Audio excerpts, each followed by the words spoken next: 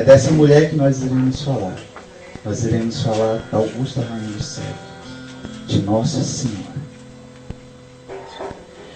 E quando eu estava me preparando, então, para essa pregação durante as semanas, eu ia então diante de Jesus na capela,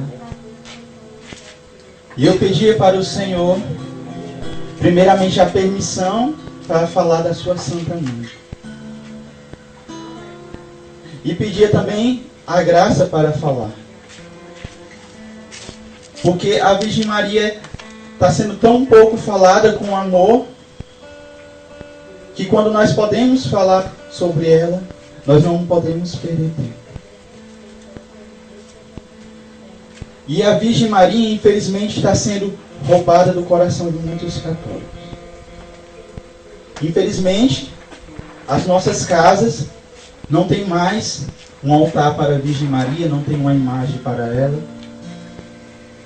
Infelizmente tem se caído o costume de rezar o Santo Rosário, o Santo Terço. O terço em família. E o demônio tem suprimido do coração de muitos católicos o amor eterno para essa doce mãe. Então é dessa mulher que nós iremos falar hoje.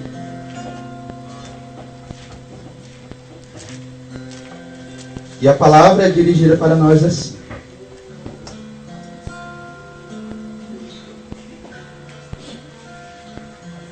No 6º mês, silêncio para ouvir a palavra.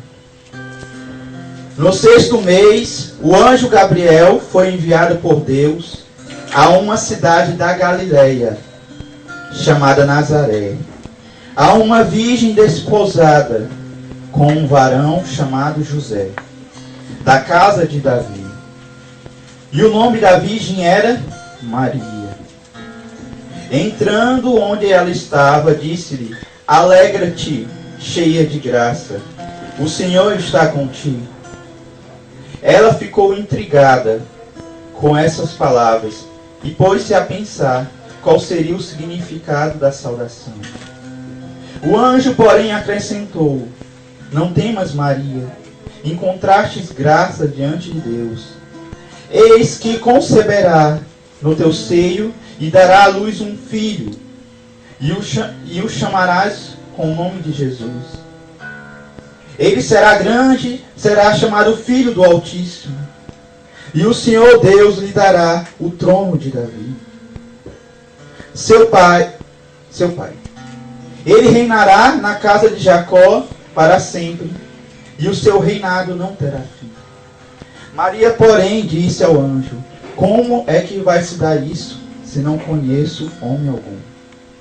O anjo lhe respondeu: O Espírito Santo virá sobre ti, e o poder do Altíssimo vai te cobrir com a tua sombra. Por isso, o santo que nascer será chamado Filho de Deus.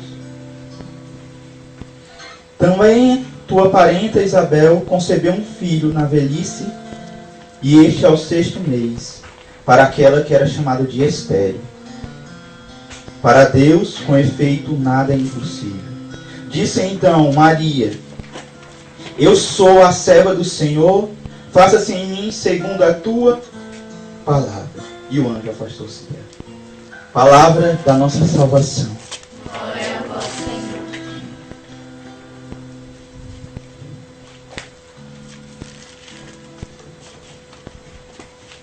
Então, meus amados irmãos, filhos da Virgem Maria, a palavra de Deus vai falar de uma mulher. Mas para que nós possamos compreender, então, o mistério profundo que há, então, na Virgem Maria, é preciso que nós voltemos um pouquinho, para recordar um pouquinho aquilo que estava no projeto de Deus, desde antes da criação do mundo. É preciso que nós meditemos, que entramos então numa contemplação desse mistério. Como já foi falado muito bem aqui pelo Bruno, o homem cometeu o pecado pecado original. E perdeu então o paraíso. Mas Deus, como é misericordioso, Ele promete então uma mulher e uma descendência. Ele fala em Gênesis, no capítulo 3, versículo 15. Eis que porei ódio entre ti e a mulher, entre a tua descendência e a dela. Tu lhe esmagarás a cabeça e ela lhe tentarás o calcanhar. Em outras traduções vai falar, armarás cilada ao teu calcanhar. Então, esse é o chamado proto-evangelho. É o primeiro anúncio da salvação. Proto, que é o primeiro, evangelho, boa nova. É o primeiro anúncio, então, da boa nova. Logo após Adão e Eva caírem no pecado.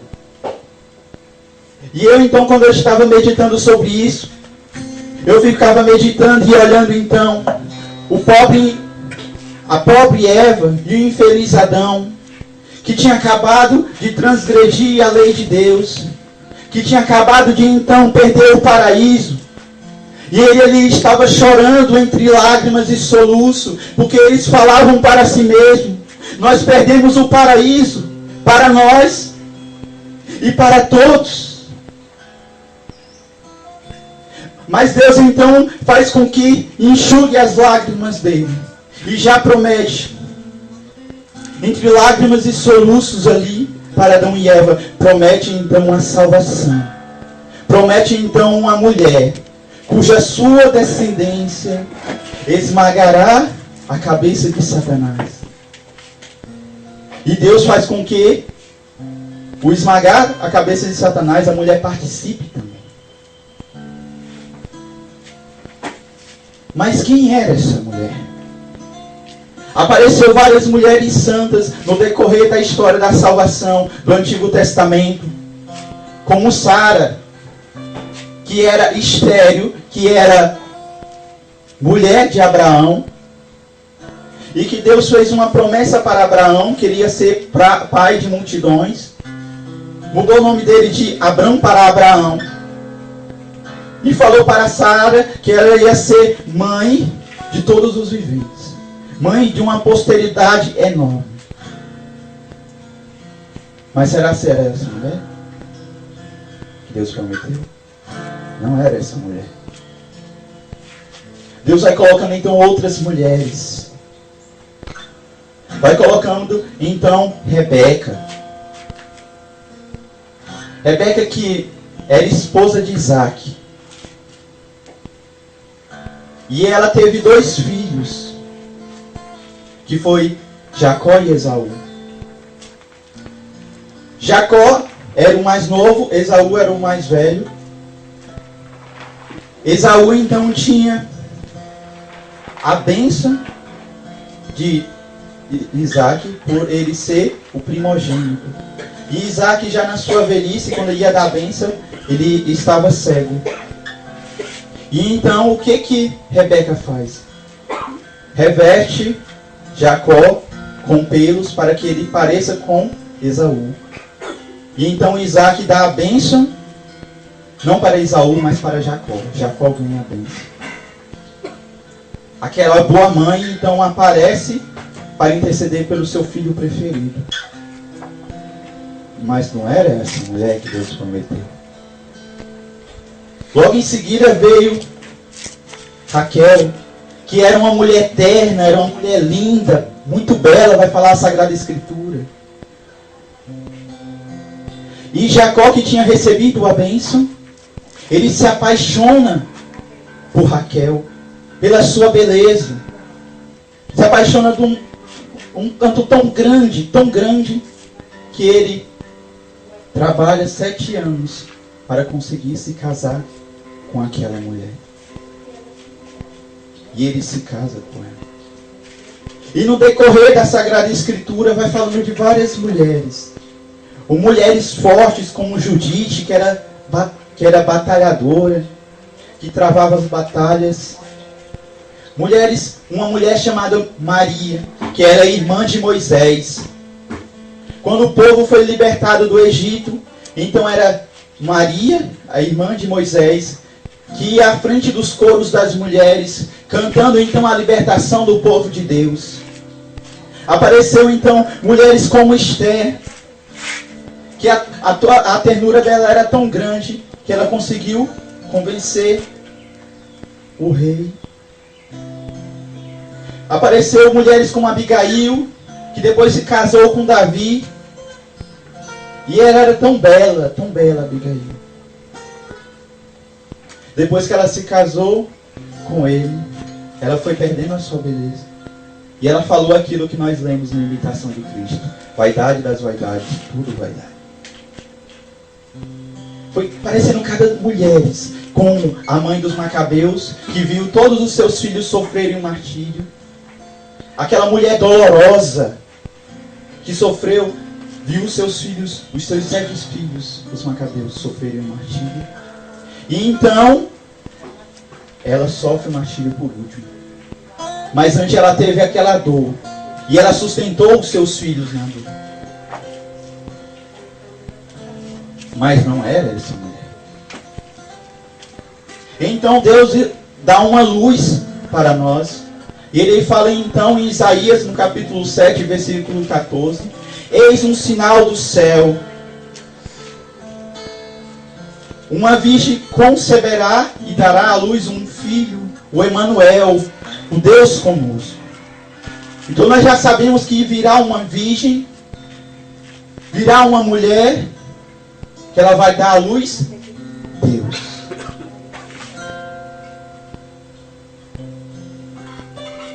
E já sabendo quem é essa mulher, eu ficava então meditando.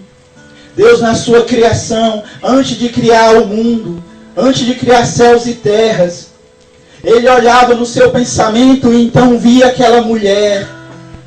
Deus Pai então olhava para aquela mulher no seu pensamento, no íntimo do seu pensamento, e falava: vai ser a minha filha muito amada, nela colocarei todo o meu agrado, e ela vai ser a mãe do meu filho.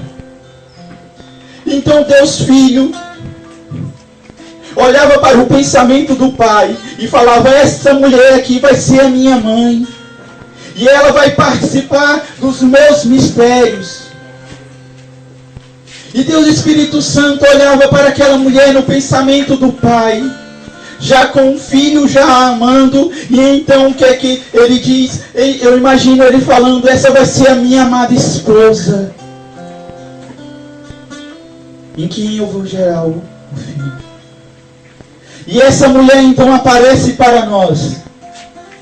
Quando? Vai falar Gálatas no capítulo 4, versículo 4, que na plenitude dos tempos, Deus então envia o seu filho, nascido de uma mulher. Então na plenitude dos tempos, que quer dizer, quando os tempos estavam maduros, Deus envia então o seu filho, nascido de uma mulher. E que mulher é essa? É a Virgem Maria. Esta é a mulher. É a mulher então prometida. Então o anjo vai para uma cidade da Galileia chamada Nazaré. Aparece para uma virgem, a saúda, e pede à virgem uma resposta para saber se ela quer ser a mãe de Deus. Se ela vai ser a mãe de Deus. E nisso São Bernardo ele medita. Ele fala que quando o anjo está ali aguardando a resposta da Virgem Maria, todos os justos do Antigo Testamento, Santo Tomás de Aquino nos ensina que não existia céu antes da vinda de Cristo. Os justos do Antigo Testamento, então, quando eles morriam, iam para a mansão dos mortos. E São Bernardo de Claraval, então, ele vai meditando sobre isso. Ele vai dizendo que na mansão dos mortos, Abraão, Adão, Isaac, Jacó, Davi, aquelas santas mulheres que eu falei, então esperavam o sim da Virgem Maria, esperavam então a resposta dela.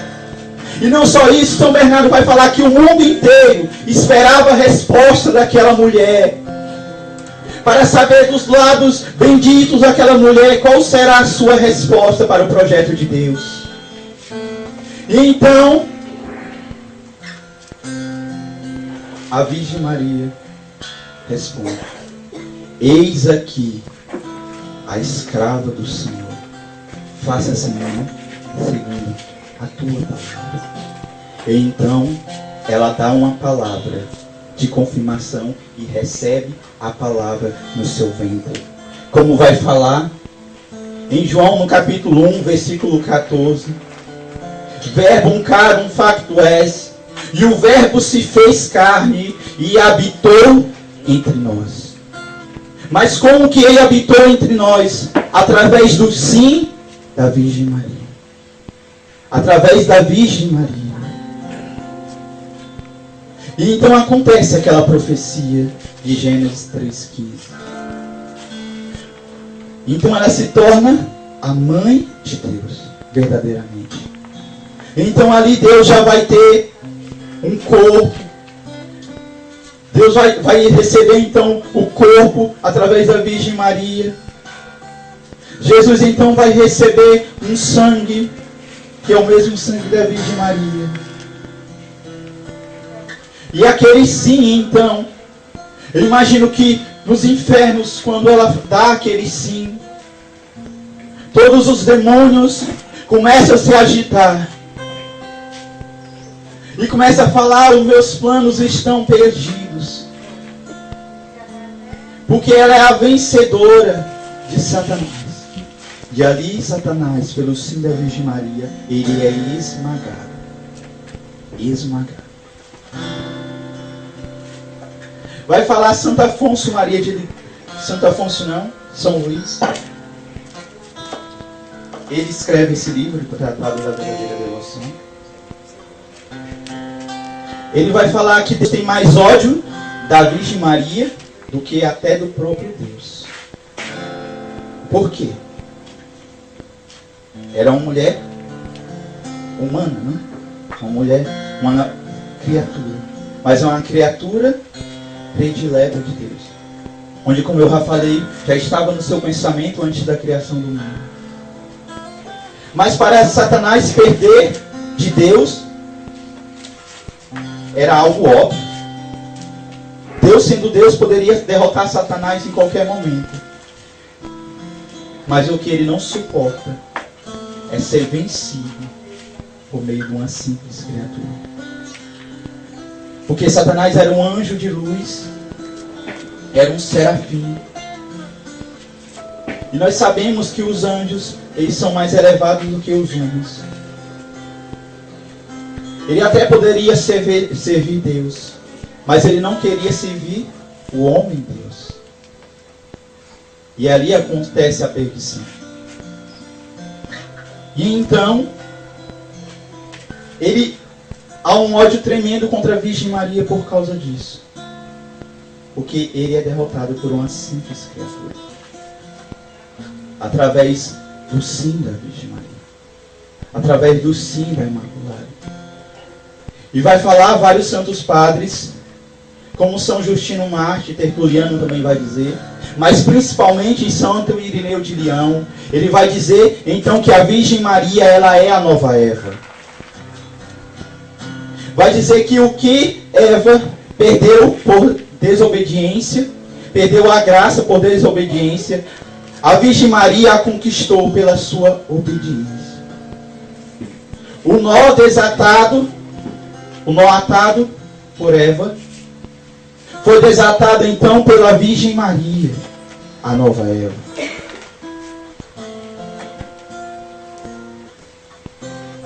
E ele vai falar então que o anjo anunciou a maldição para uma mulher virgem e imaculada, que estava noiva de uma pessoa. E ele era Adão. Eva então estava noiva de Adão. E ela era virgem.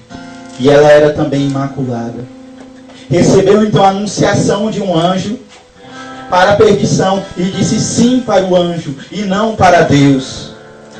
Mas a Virgem Maria, recebendo então a saudação de um anjo, ela diz então sim para Deus e não para os projetos de Satanás. Então a Virgem Maria, ela é a nova Eva. Convinha então que uma mulher virgem se tornasse então advogada de uma outra mulher virgem que trouxe a perdição para o mundo. Pela Eva veio então a morte para ela e para todos. Pela Virgem Maria, então, pelo sim dela, veio então a vida, a salvação entrou no mundo. Não só para ela, mas para todos. Se nós compreendêssemos esse mistério de Deus, meditando então a Virgem Maria. Meditando então sobre essa mulher. A importância do seu sim. Então nós vamos compreender que aquilo que vai falar os protestantes, os hereges, que a Virgem Maria era uma mulher qualquer, e até muitas teologias católicas que vai falar, ela era humana como nós. Não, meus irmãos. Ela não era humana como nós. Ela era uma criatura sim.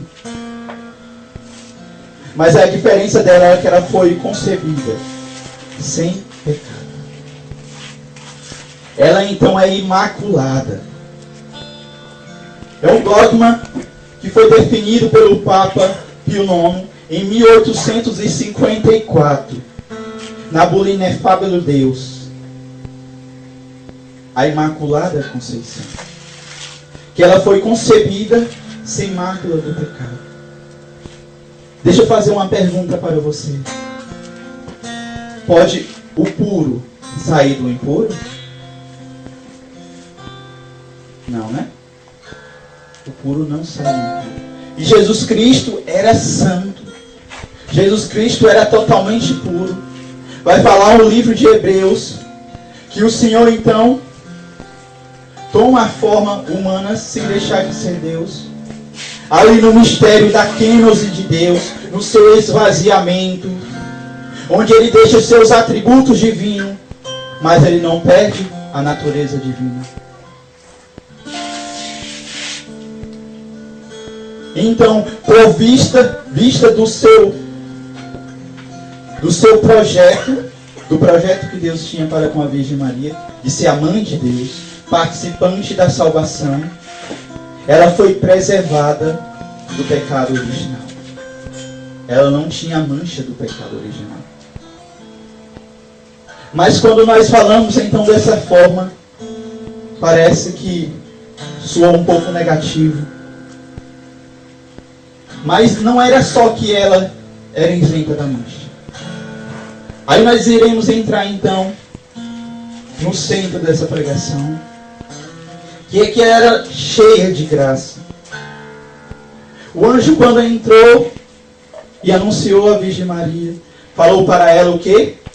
Ave, cheia de graça. Falou, alegra-te. Aquilo que diz no livro de Sinfonias. Alegra-te, Maria.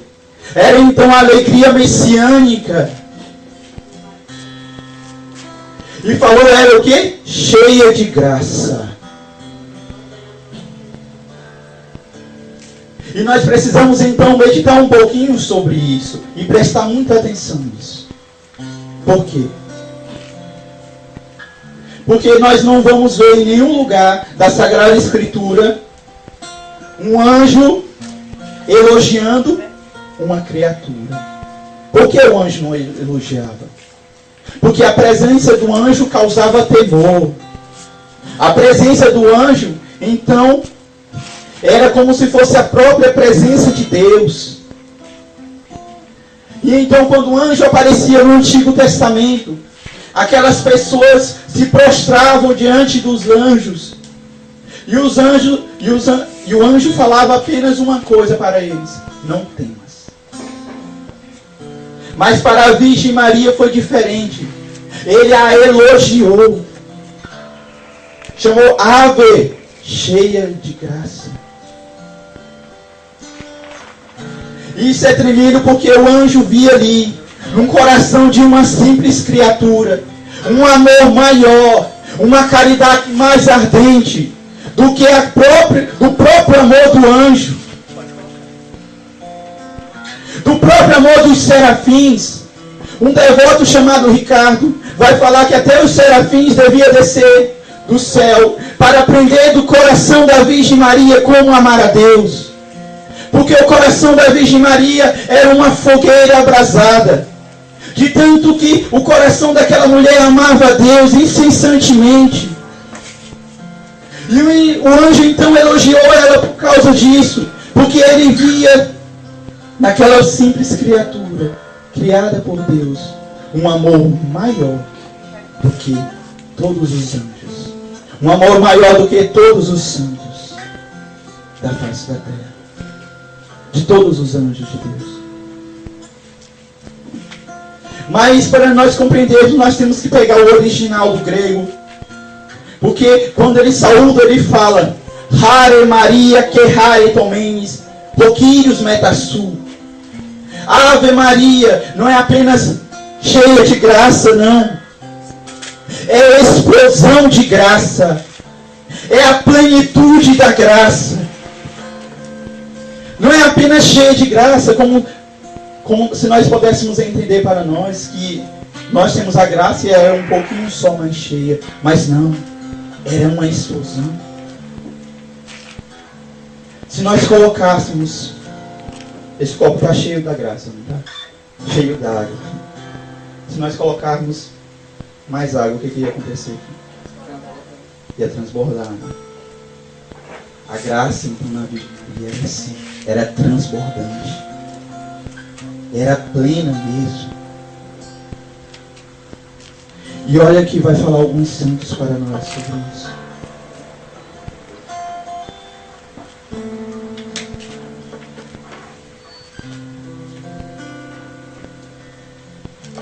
Vai falar São Cipriano para nós. Que Deus devia conceder à sua mãe a plenitude da graça. A plenitude da graça. Porque ela teria que ser preparada de acordo com a dignidade de Deus. Santo Afonso Maria de Ligório vai falar que a Virgem Maria, que Deus formou uma mulher de acordo com a sua dignidade de Deus. E Santo Tomás de Aquino vai falar que a Santíssima Virgem era a criatura mais intimamente unida a Jesus Cristo, pois que é dela que ele recebeu a natureza humana. Por conseguinte, ela deve ter obtido de preferência a todas as criaturas uma plenitude mais completa da graça. Ela era cheia da graça. E Santo Agostinho vai falar: nós sabemos que a Santíssima Virgem era, em previsão de sua maternidade divina, foi elevada ao auge da graça. Ao auge. Um outro santo vai falar: todas as graças que foram derramadas em parte sobre os outros santos foram acumuladas sobre a pessoa de Maria Santíssima, na medida e em mais abundância. Vai dizer São Bernardino de Sena. São Boaventura vai falar: Deus podia ter criado um mundo mais vasto, um céu mais belo, mas que não podia fazer uma mãe maior do que a mãe de Deus. Isso é tremendo o que vai falar São Boaventura. Deus poderia ter criado céus mais belos, tudo mais belo, tudo que há hoje que mais belo. Mas ele não poderia ter criado uma mãe maior, uma mãe mais bela do que a Virgem Maria.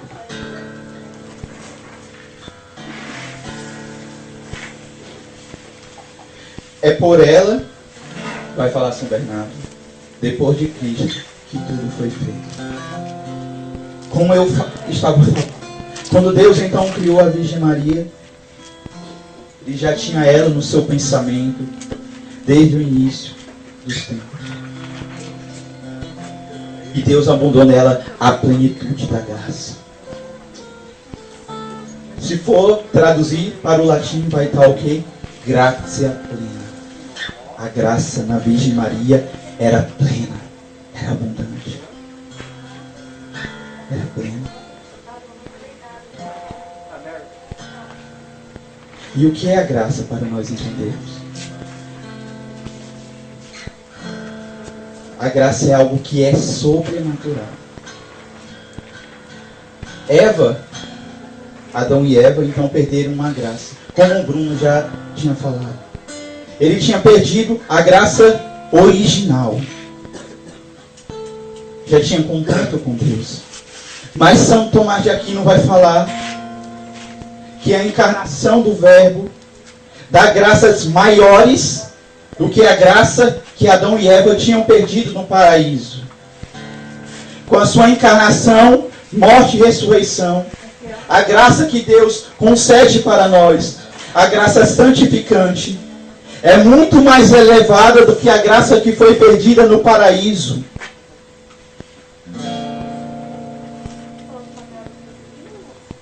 Essa graça é sobrenatural. E a Virgem Maria, por ter sido remida antes que caísse, ela participa dessa graça, mas a graça na Virgem Maria é uma graça especial, é uma graça plena. A Virgem Maria é cheia da graça de Deus. Ela era uma mulher perfeita, uma mulher pura, bendita. No Antigo Testamento, tinha uma arca, a Arca da Aliança, onde foi pedido para ser construída por Deus. E nessa arca tinha algo chamado propiciatório, que ficava entre dois querubins. E aquele vazio que ali ficava era tido como a presença de Deus. E no templo onde ficava essa arca, então, Deus pairava com a sua nuvem de glória. Com a sua nuvem de glória sobre o templo onde estava a arca. Da mesma forma que nós cantamos aqui no início, a glória de Deus estava sobre o templo. O templo todo se enchia pela glória de Deus. Aquela glória da nuvem de Deus que pairava ali. Vai nos ensinar a igreja que a Virgem Maria é a nova Arca da Aliança. O que tinha dentro da Arca da Antiga Aliança? Tinha um cajado de Arão, tinha um maná que o povo comia no deserto, e tinha a tábua das leis. Nossa Senhora no seu ventre, então ela recebe o autor da lei, que é Jesus Cristo, o verdadeiro legislador. Recebe então o pão descido do céu, como vai relatar o livro de João no capítulo 6. Aquele pão que desce do céu, ele desceu no ventre puro e imaculado da Virgem Maria. E o Senhor diz de si mesmo: eu sou o bom pastor, as minhas ovelhas escutam a minha voz. Então estava tudo ali dentro do ventre da Virgem Maria. E acontecia então que, diante da Arca da Antiga Aliança, se levantava vários louvores. O povo se alegrava e pulava e cantava diante da Arca da Antiga Aliança. Quando o povo levava a Arca da Antiga Aliança diante da batalha, o povo de Israel ganhava, vencia, Deus dava a vitória. E não podia então qualquer pessoa encostar naquela arca, porque era precioso, apenas o sacerdote encostava e oferecia sacrifício. Era uma arca perfeita, que teria que estar muito puro para tocá-la. A Virgem Maria então é essa arca da nova aliança, toda pura e bendita. E diante da arca da antiga aliança, Davi, ele dançava e pulava nuzinho, pela diante da arca da aliança, da alegria que dá. Então, depois que a Virgem Maria recebe Jesus Cristo, ela vai visitar sua prima Isabel. E quando chega lá, ela saúda com aquela saudação aos judeus: Shalom Adonai.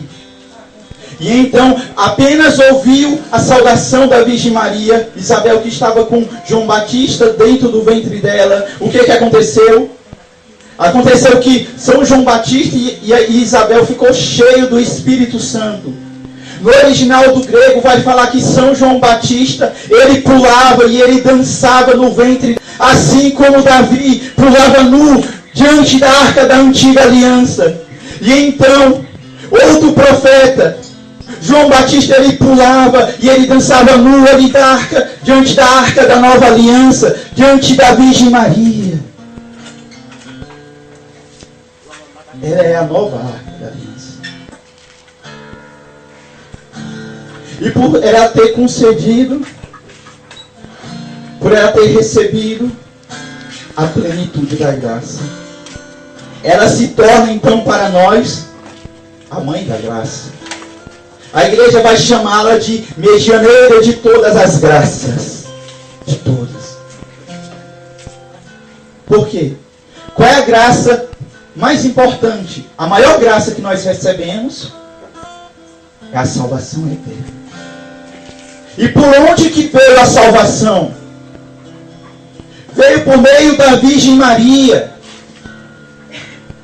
Então convia, já que a maior de todas as graças foi nos dada através do sim da Virgem Maria, através da Imaculada, convia então que todas as outras graças, que são menores do que essa, viessem então por meio deste caminho que o Senhor abriu.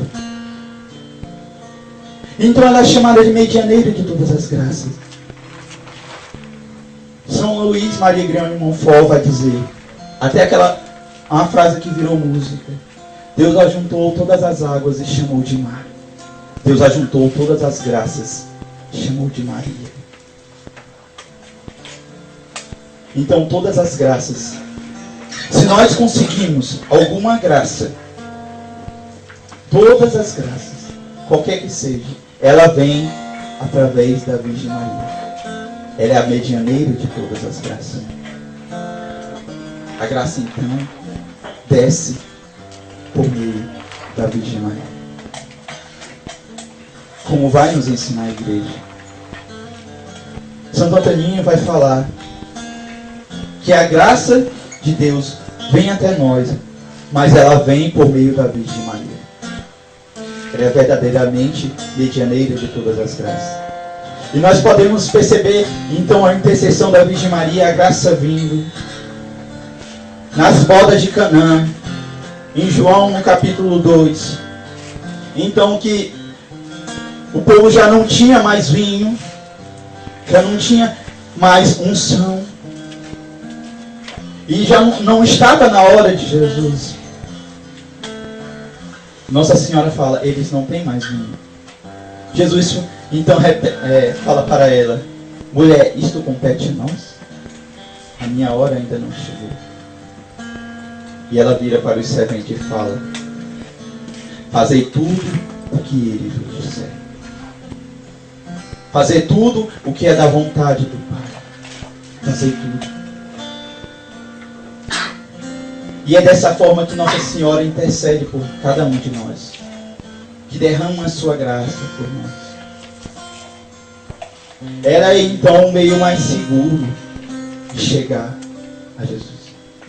Porque é o meio seguro que Deus veio até nós. Veio até nós. E eu queria falar um pouco, agora nesse final, da consagração à Nossa Senhora, que é a que nós usamos, né, essa corrente, que é um sacramental, sinal da santa escravidão de amor à Virgem Maria. São Luís Maria Grião de Montfort escreveu esse livro, chamado Tratado da Verdadeira Devoção à Santíssima Virgem Maria.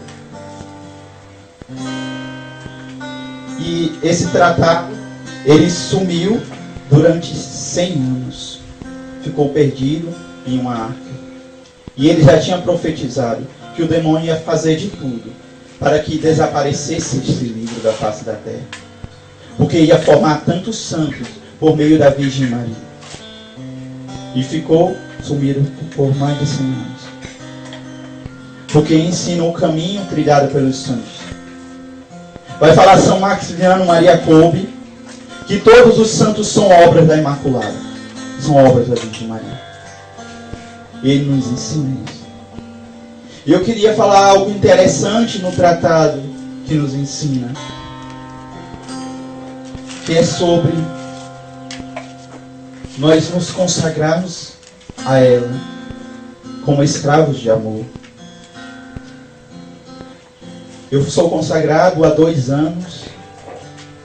Vou fazer, dia 13 de maio agora vai fazer 3 anos que eu sou totalmente escravo da Virgem Maria. E é engraçado que muitas vezes as pessoas olham para nós porque nós falamos muito de Nossa Senhora. E até dentro da igreja começa a falar, não precisa falar muito de Maria. E tem uma coisa que eu queria falar para vocês, uma exortação. Um filho que ama a mãe não chama a mãe dessa forma. Maria. Porque Maria pode ser sua mãe, sua tia, qualquer pessoa. Mas a mãe de nosso Senhor Jesus Cristo, a nossa mãe, ela é a Virgem Maria. Ela é Nossa Senhora. Ela é a Imaculada Conceição. Ela não é uma mulher qualquer, como vão falar. Não. Ela é a nossa mãe. E então, quando nós nos consagramos totalmente à Virgem Maria, tudo aquilo de méritos, de graças, que antes eram nossos. Porque quando nós recebemos uma indulgência, vai dizer a igreja que um pecado nosso, as nossas penas temporais são satisfeitas. Quando nós jejuamos, quando nós rezamos, nós vamos então ajuntando um tesouro de graças, um tesouro de méritos, e cada vez que nós vamos recebendo os méritos, nós vamos merecendo méritos maiores, e Deus vai nos dando a graça, e esses méritos vai sendo usados para a nossa salvação. Eles são nossos. Mas quando nós consagramos a Virgem Maria na qualidade de escravos, nada é nosso, tudo é dela. Nós não somos apenas um servo da Virgem Maria, somos escravos. E então tudo é dela, nada é nosso. E sendo assim, todas as nossas orações, todos os nossos jejuns, mortificações, pertencem a ela. Para quê? Para que esses méritos para ela? Para que ela, como administradora de todas as graças, ela possa distribuir a quem ela quiser. Não é mais nosso. Tudo é dela. Até qualquer oração. Sempre que nós vamos em missão, nós já consagramos todos os méritos. Conversões que vão acontecer ao seu imaculado coração. Nada é nosso. Nós somos apenas miseráveis, que não merecemos nada, senão o fogo do inferno. Mas as graças, os méritos, todos é da Virgem Maria, da nossa comunhão, das nossas penitências e orações, tudo é dela. Por que nós entregamos então essas graças, esses méritos à Virgem Maria? Porque ela sabe melhor do que nós quem é que está precisando desses méritos. Porque vai que tem uma pessoa lá no Japão, por exemplo, está precisando da conversão, ela está sendo morta nesse exato momento. Então, quando nós damos esses méritos, nós não nos apegamos aos nossos próprios méritos, mas damos à Virgem Maria. Ela pode acontecer a graça daquela pessoa ser salva. A Virgem Maria então intercede. Ela sabe melhor do que nós quem precisa das graças. Então nós nos apegamos não só do mundo, não renunciamos apenas ao mundo, mas nós renunciamos até os nossos próprios méritos. Tudo é da Virgem Maria. Ela é a nossa tesoureira e administradora de todas as graças. Por isso que eu fico imaginando e fico pensando. Muitas vezes vão falar, vão nos taxar os escravos de Nossa Senhora como sem caridade, sem amor, sem misericórdia. Mas o Senhor vai nos ensinando no Evangelho que não tem amor maior do que dar a vida pelos irmãos, pelos amigos. Então, quando nós nos consagramos à Virgem Maria, nós damos então a vida, nós damos então todos os méritos, para que Deus, através da Virgem Maria, possa salvar uma alma. Nós nos mortificamos, nos sacrificamos, damos esses tesouros à Virgem Maria para que ela possa salvar uma alma. Então não é verdade que nós não temos caridade, não temos misericórdia. Esse ano que é um ano especialíssimo da Virgem Maria, um ano mariano, pelo jubileu de 300 anos da Virgem da Conceição Aparecida, Nossa Senhora Aparecida, dia 12 de outubro, dia 13 de maio, 100 anos de Nossa Senhora de Fátima, da Aparição. Mas tem algumas datas também que são datas do demônio, que são os 100 anos da Revolução Bolchevique, da Revolução Comunista, que aconteceu na União Soviética. Interessante então, porque quando Nossa Senhora aparece em Fátima, ela fala então que a Rússia, se não se convertesse, ia espalhar os seus erros sobre o mundo. E ela então espalha esses erros, espalha o comunismo pelo mundo, espalha o homossexualismo, espalha o relativismo pelo mundo. Mas tem outra data também, que é os 300 anos da fundação da maçonaria. Uma entidade secreta que tem por fim destruir a Santa Igreja. E é engraçado que em 1917, Nossa Senhora aparecendo para os pastorinhos, depois de vir um anjo, depois de mostrar o inferno para os pastorinhos, Nossa Senhora fala que iria vir modas que iriam ofender muito a nosso Senhor Jesus Cristo. E então acontece que a maçonaria começa então a fazer o seu plano diabólico. E eles veem que não ia conseguir destruir a igreja por fora. Ela mesma escreve no seu documento que a religião não teme a ponta da espada. Porque se matasse um cristão, se matasse um católico, ia surgir outro, aquele cristão ia ser de testemunho para aparecer outros cristãos. Como fala Tertuliano, que o sangue dos mártires é cemitério de novos cristãos. Mas não. Qual é o plano da maçonaria agora? Destruir a igreja por dentro. Destruir através das modas. E então a gente vai vendo nos seus planos, que hoje nós já até achamos normal, a falta de modéstia. A falta de modéstia. A maçonaria fala, nós vamos tirar um pouquinho aqui, um pouquinho ali, vamos diminuindo a roupa das mulheres. E vai diminuindo aos poucos. E é obrigado então o Papa Bento XV fazer então cruzadas para a modéstia. Cruzadas. Porque nem as mulheres mais da igreja estavam vivendo com modéstia. Engraçado que Papa Pio, o Padre Pio, quando a mulher ia se confessar e que o vestido delas estava um pouco acima do joelho, ele dizia para elas: toda carne que ficar desnudada queimará no fogo do inferno. Toda carne. Porque o catecismo nos ensina que nós participamos do pecado do irmão. Serve para os homens também, mas principalmente para as mulheres. Quando o homem olhar para o seu corpo, ele tem que olhar como se estivesse olhando para a Virgem Maria. a Virgem Maria, que é o exemplo de modéstia. Porque Nossa Senhora também falou em Fátima que a igreja não tem moda, Jesus Cristo é o mesmo. E isso foi se perdendo.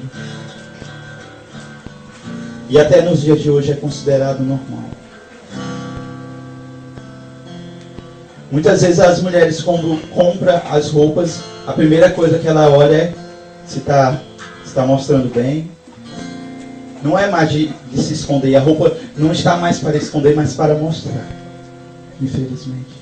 Ela olha no espelho, né, e vê se está tudo legal. Mas Padre Pio ensina também outra coisa. Que se nós somos devotos da Virgem Maria, nós devemos, então, a imitá-la. Então, se vestir como a mãe de nosso Deus, a mãe do Senhor, com toda a pureza ali, com todo o amor. E quando nós, então, vamos nos vestir, nós olhamos, então, para o espelho e perguntamos: a Virgem Maria se vestia dessa forma? Será que eu estou parecido com a Virgem Maria? Quanto maior, então, a nossa devoção à Virgem Maria, mas ela então vai nos moldando. Ela vai nos moldando conforme o coração de Cristo. Conforme o coração de Cristo. E já para concluir,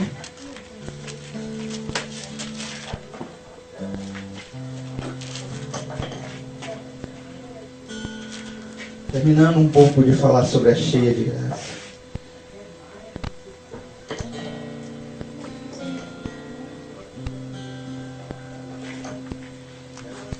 Vai falar o Tratado da Verdadeira Devoção, número 50, que ela é a obra-prima saída das mãos de Deus, tanto na terra pela graça, como no céu pela glória. Porque a graça na terra é a glória no céu.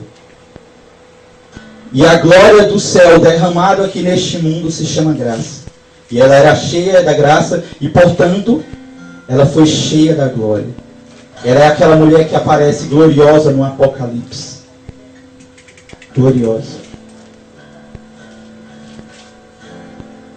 Por isso Deus quer, por meio dela, seja louvado e glorificado. Sobre terra pelos viventes. Sendo a aurora que precede e descobre o sol da justiça, Jesus Cristo, Maria deve ser conhecida e vista para que Jesus o seja também. Visto ser ela o caminho por onde Jesus Cristo veio a nós da primeira vez, haverá de ser ainda quando ele vier pela segunda. Então é por meio da Virgem Maria, da Imaculada Conceição, que Jesus Cristo então vai formar os profetas dos últimos dias. Na aparição de La Salette, na França, antes da aparição de Fátima, Nossa Senhora aparecia então, chorando então pelos pecados da humanidade. E ela aparecia então com correntes, fazendo sinal à santa consagração. E ela falava também, como São Luís Maria Guilhom de Montfort, dos apóstolos dos últimos dias, que serão levantados pela Virgem Maria.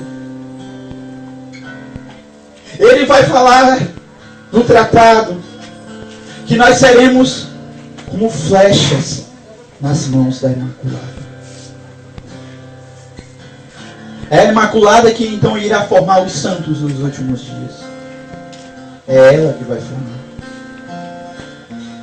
Vai falar São João Damasceno que Nossa Senhora é a arma de salvação que Deus dá a quem ela quer salvar. A quem Ele quer salvar. Ela é a arma de salvação que Deus dá a quem Ele quer salvar. E eu sei que muitas pessoas aqui se sentiram tocadas pela Virgem Maria, porque ela está aqui no meio de nós. Ela está presente aqui. Já vejo então pessoas sendo abraçadas por essa mãe. Jovem, se você veio para esse retiro, se você for chamado a uma devoção terna pela Virgem Maria, é como eu disse, é porque Deus quer te salvar. Santo Afonso Maria de Ligório diz que se nós formos devotos da Virgem Maria, nós seremos todos salvos. São Boaventura vai dizer que jamais leu em lugar algum que algum santo não fosse devoto terno da Virgem Maria. São João Béchimas, ele vai dizer algo tremendo, que ele não teria certeza da sua salvação enquanto ele não tivesse certeza da sua devoção à Virgem Maria. Então é nesses finais dos tempos que a Virgem Maria vai levantar os seus profetas, consagrado ao seu imaculado coração. Mesmo que pareça que nós estamos vivendo em um vale de lágrimas, sustentado por essa bela mãe, vai se cumprir aquela promessa que ela fez em Fátima. No fim, o meu imaculado coração triunfará. E com essa certeza no seu coração vai se levantando. Vai se levantando. Para nós rezarmos agora, junto com a nossa mãe, Maria Santíssima.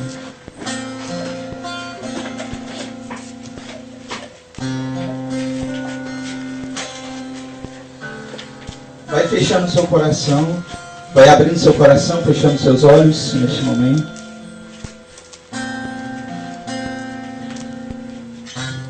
Vai meditando neste momento sobre a sua devoção à Virgem Maria, a Nossa Senhora. Realmente feche os seus olhos e medite. Como está a sua devoção para com a Mãe de Deus, para com a Virgem Maria? Será que você está a tratando como uma mulher qualquer? Será se há heresias ainda espalhadas que impede você de ser devoto terno da Virgem Maria? Vai meditando sobre isso, meu irmão. No fundo do seu coração. Vai falar a Santo Agostinho que a Virgem Maria, a Virgem Maria ganhou Deus amorosamente por conta do seu amor. Vai falar Santo Antonino também que Nossa Senhora arrebatou o coração de Deus, e por este motivo você pode falar seguramente e pode pedir a Deus por intermédio da Virgem Maria, porque ela é a medianeira de todas as graças, porque ela é uma mulher conforme a vontade de Deus. Ela não é uma mulher contra a vontade de Deus, mas ela é a cumpridora da palavra de Deus. Então neste momento vai meditando sobre isso e vai abrindo o seu coração para a Imaculada, vai abrindo o seu coração para a Virgem Maria neste momento. E vai se consagrando a Nossa Senhora, vai se consagrando a Imaculada Conceição, Nossa Senhora toda pura, toda santa, a grande Mãe de Deus, Maria Santíssima, vai se consagrando neste momento. Eu me consagro. Se você conhece essa música, vai cantando. Mãe de Deus, eu me consagro a Ti. Eu me consagro a Ti, Mestra e Rainha. Vai se consagrando a Virgem Maria. A Virgem Maria então vai quebrando o coração. A Virgem Maria que é dócil, que é santa, ela vai quebrando então o gelo do seu coração para com a palavra de Deus. Eu me consagro a Ti. Vai se consagrando então a Virgem Maria.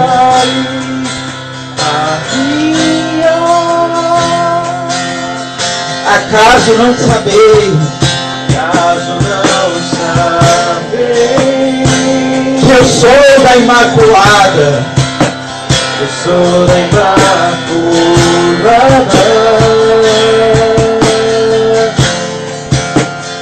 Acaso não saber, Nós temos um advogado.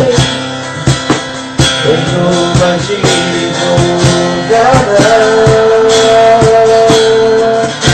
Só quem já foi. Só quem já foi órfão sabe o valor, o amor de Deus. Só quem já foi. Só quem já foi órfão sabe o valor, o amor de Deus. Vai se colocando neste momento diante da Virgem Maria. Vai se colocando então nos braços desta mãe. Se você que sentir vontade, pode vir então diante da imagem da Virgem Maria. Se você se sentiu chamado, coloque-se de pés diante da Virgem Maria neste momento. Muitas pessoas que foram chamadas a se consagrar à Virgem Maria, a se entregar totalmente a ela, para melhor se entregar a Jesus Cristo. Vai se colocando diante da Virgem Maria. Vai sendo então abraçado com esse amor terno de mãe. Ela que está quebrando então o gelo de muitos corações que estavam amargurados, sem amor. Ela que é a mãe do belo amor, ela está infundindo então no seu coração um amor maior a Deus, um amor maior à Santa Igreja, um amor então maior ao Espírito Santo. Vai cantando com força, com toda a sua alma esta música. Eu sou da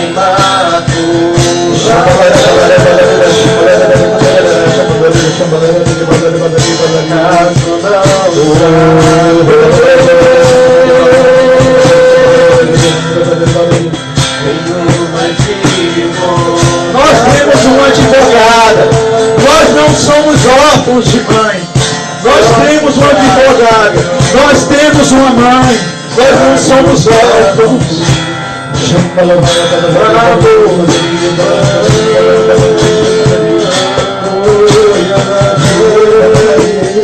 Só quem já foi sabe o valor. Vai falando a Virgem Maria. Vai falando que você quer ser inteiro, entregue ao seu imaculado coração, para que no triunfo do seu imaculado coração, Jesus Cristo venha triunfar perfeitamente nos últimos dias, como vai falar o tratado da verdadeira devoção, que Deus veio por meio da Virgem Maria na primeira vez, e que Ele irá responder na sua glória na última vez, quando Ele vier na sua glória buscar os seus, de forma que nós não conhecemos. Então é por meio da Virgem Maria que vai ser infusa então uma devoção a Jesus Cristo. Então vai se entregando a Virgem Maria neste momento. Não tenha medo de se entregar à Virgem Maria.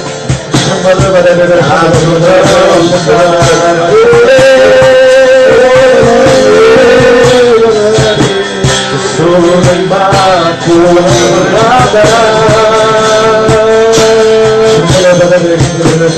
Caso não sabe, Nós temos uma advogada. Nós não somos órfãos. Jesus nos deu a sua mãe para que seja a nossa mãe.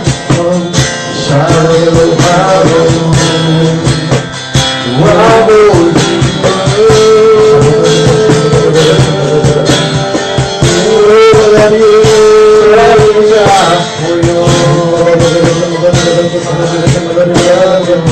Vai se entregando realmente a Virgem Maria neste momento.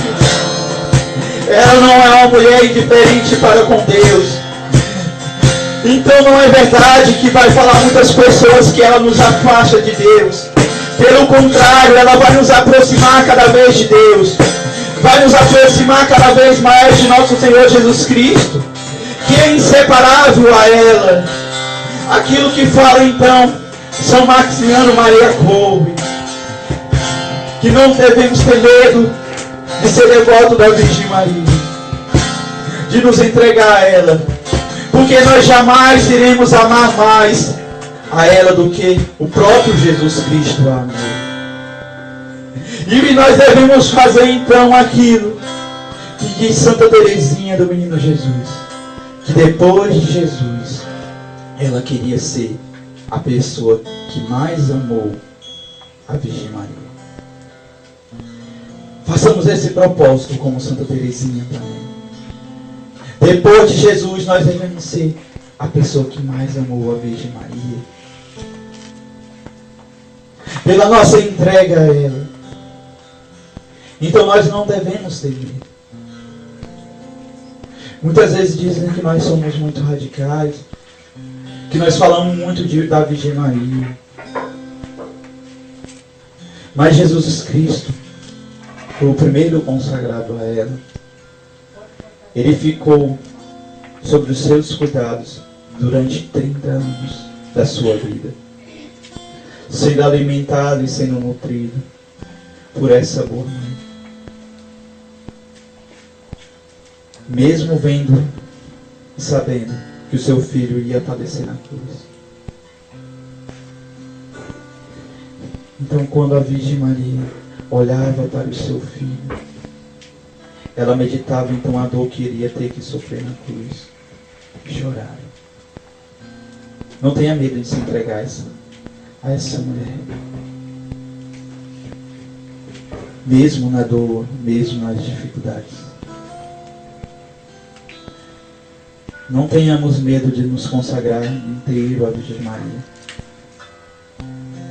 Porque o primeiro consagrado foi seu próprio filho. Nós jamais iremos amar mais ela do que o próprio Jesus a amou. Jamais.